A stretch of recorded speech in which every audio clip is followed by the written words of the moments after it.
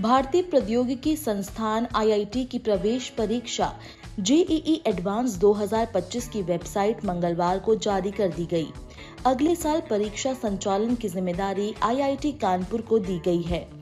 Website www.jeeadvance.com पर जारी सूचना में अभ्यर्थियों को बड़ी राहत दी गई है।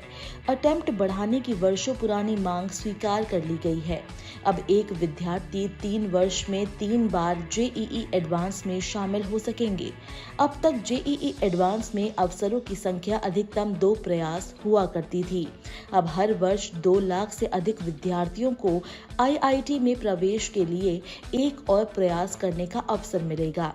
साल 2018 में इसके आयोजन की जिम्मेदारी IIT कानपुर को ही मिली थी। 14 वर्षों के आंकड़ों के आधार पर हर 6 वर्ष बाद रोटेशन में पुराने IIT को एडवांस आयोजन की जिम्मेदारी दी जाती है। 2018 में इसके आयोजन की जिम्मेदारी IIT कानपुर को मिली थी।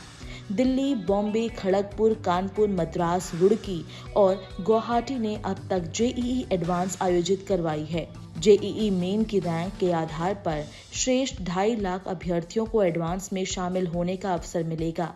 इसमें 10% EWS, 27% OBC, NCL, 15% SC, 7.5% ST और 40.5% ओपन कैटेगरी की सीटें होंगी।